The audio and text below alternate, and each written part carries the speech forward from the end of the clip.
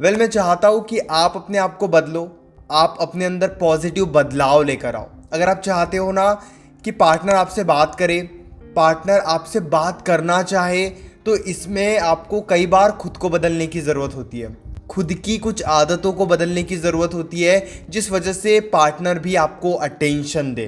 नमस्कार दोस्तों, मैं हूँ श्रावण और आप देख रहे हो श्रावण की बातें।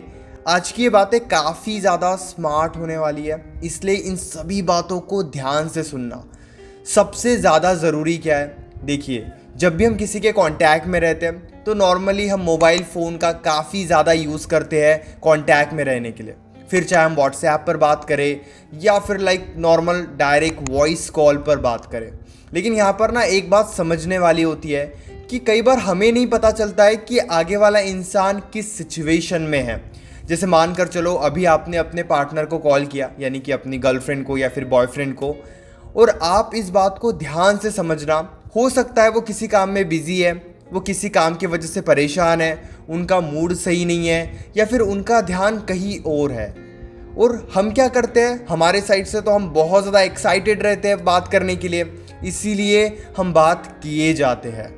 अब उनका ध्यान अगर आपके ऊपर है ही नहीं, तो इससे क्या होता है ना, आपको ये फील होता है कि वो आपको इग्नोर कर रहे हैं या फिर वो आपकी बातों को इतने ध्यान से नहीं सुन रहे हैं। लेकिन कई बार गलती उनकी भी नहीं होती है, सिचुएशन ही वैसी होती है। अब यहाँ पर आपको क्या करने की ज़रूरत है? सबसे पहले ये समझने की ज़रूरत है कि आगे वाला इंसान किस सिचुएशन में है। क्या वो आपसे बात कर सकते हैं, क्या उनका ध्यान है या फिर नहीं है? नहीं तो आप ही हर्ट होते रहोगे। आप इधर अपनी साइड से बात किए जा रहे हो और आपको फील हो रहा है कि वो तो आपको इग्नोर कर रहा है, वो तो उतने अच्छे से बात ही नहीं कर रहा है, और आप डिस्टर्ब ही होते रहोगे। इससे मच बेटर क्या है कि जब भी आप किसी से फ़ोन पर, व्हाट्सएप पर या चाहे जैसे बात कर रहे हो, उनकी सिचुएशन को अंडरस्टैंड करो। ये बहुत ज़्यादा मैच्योरिटी वाली बात होती है जब हम किसी से बात करने से पहले उस इंसान की सिचुएशन को देखते हैं। जैसे आप किसी को कॉल कर रहे हो ना, ये देखो क्या वो बात करने के मूड में है, क्या उनके आसपास शोर तो नहीं है। अदरवाइज़ वो रोड पे खड़े होकर आपसे बात कर रहे हैं और आप भी बात किए जा रहे हो, तो इससे उनका अटेंशन आपके ऊपर नहीं आएगा। इसलिए जब भी फ़ोन पर बात करते हो, सबसे पहले ये देखो आसपास का माहौल कैसा है उनके। क्या शांत आवाज़ आ रही है उनके साइड से, या फिर वो बहुत अच्छे से बात कर रहे हैं, या फिर वो ईयरफोन्स लगा के बात कर रहे हैं, उनका ध्यान तो कहीं और है और आप बात किए जा रहे हो। आने वाले टाइम में क्या होता है ना, इस वजह से अटेंशन वो धीरे धीरे आपको कम देते हैं। आपको ये गलती नहीं करनी है। अगर उनका ध्यान है तो बात को आगे बढ़ाओ, ध्यान नहीं है तो कुछ टाइम के बाद बात करो। ये काफ़ी ज़्यादा ज़रूरी है।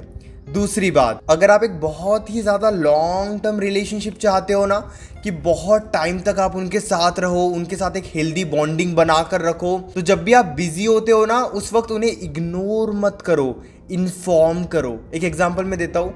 मान कर चलो आप कोई काम कर रहे हो, उसमें आप बिजी हो, उतने में आपके पार्टनर का कॉल आया, तो आप उन्हें टेक्स्ट मैसेज करके बता दो कि अभी आप बिजी हो, या फिर आप उन्हें कॉल पर डायरेक्टली बता दो कि अभी मैं बिजी हूँ, हम बाद में बात करते हैं। अब कई बार क्या होता है ना, पार्टनर का बिहेवियर भी ऐसे बन जाता है कि मुझे तो अभी की अभी बात करनी है।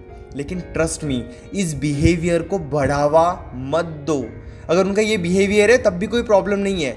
धीरे धीरे उन्हें ये बताना स्टार्ट कर दो, ये महसूस कराना स्टार्ट कर दो कि जब आप बिजी होते हो तब बात नहीं हो सकती। और एक दो बार वो नाटक करेंगे, एक दो बार वो ड्रामा करेंगे कि नहीं मुझे तो अभी बात करनी है, प्लीज़ अभी बात करो, ऐसे कैसे इग्नोर कर सकते हो। लेकिन जब आप उन्हें ये महसूस करा दोगे ना 10-12 बार कि नहीं, जब मैं बिजी होता हूँ तब मैं बात नहीं कर सकता, और इस वजह से अगर थोड़ी बहुत फाइट होती भी है तो ये हेल्दी फाइट्स है, चलेगा, कोई प्रॉब्लम नहीं है।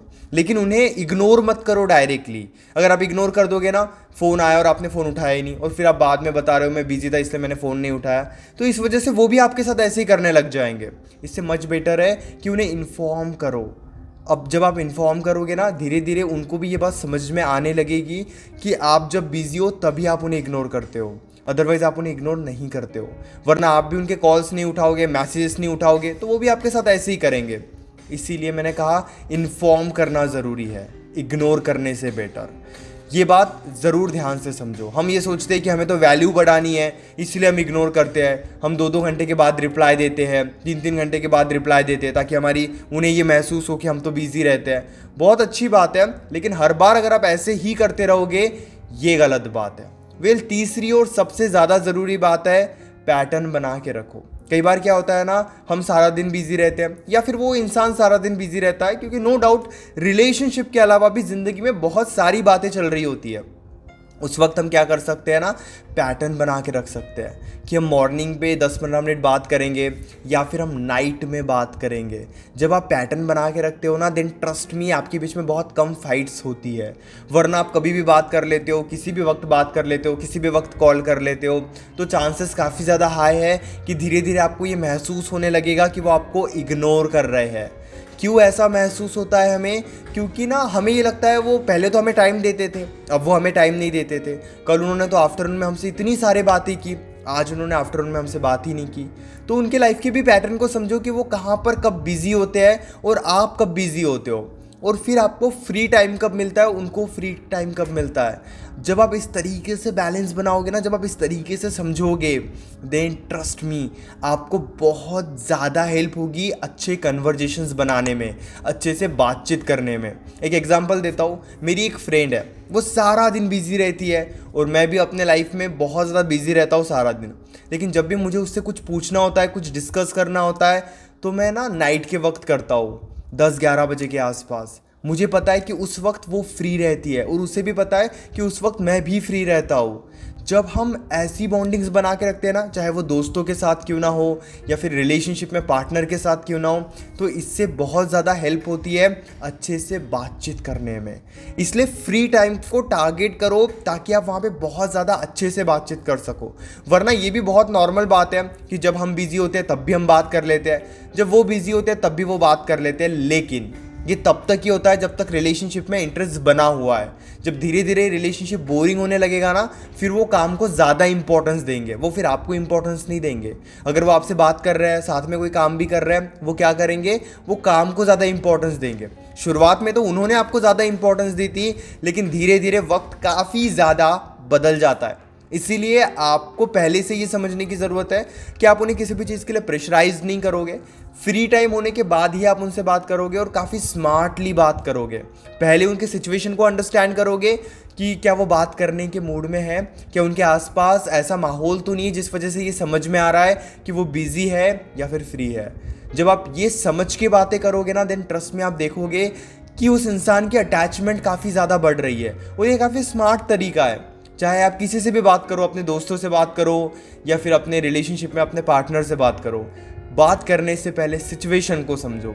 अभी मैंने आपको कॉल किया और मैं देख रहा हूँ अभी तो आप बाइक चला रहे हो, या फिर अभी आप काफ़ी ट्रैफिक में हो, कोई काम में हो, आपके आसपास काफ़ी ज़्यादा लोग हैं। उस वक्त मैं आपसे बात नहीं करूँगा, उस वक्त मैं थोड़ा टाइम लूँगा और आपको ये कहूँगा कि चलो ठीक है, हम बाद में बात करते हैं। और ये काफ़ी ज़रूरी होता है। उम्मीद करता हूँ कि वीडियो आपको ज़रूर अच्छी लगी होगी। फिर अगर आप मुझसे कॉल पे बात करना चाहते हो तो आप 9834250097 इस नंबर पर मुझे व्हाट्सएप पर मैसेज कर सकते हो, और रिलेशनशिप से रिलेटेड कोई भी प्रॉब्लम मुझसे डायरेक्टली कॉल पे मुझसे डिस्कस कर सकते हो। फिर अगर आप इंस्टाग्राम यूज़ करते हो तो इंस्टाग्राम पर भी मैसेज करके आप अपनी कॉल बुक कर सकते हो। इसी तरीके के अमेजिंग वीडियोज़ देखने के लिए चैनल को तो ज़रूर सब्सक्राइब कर सकते हो।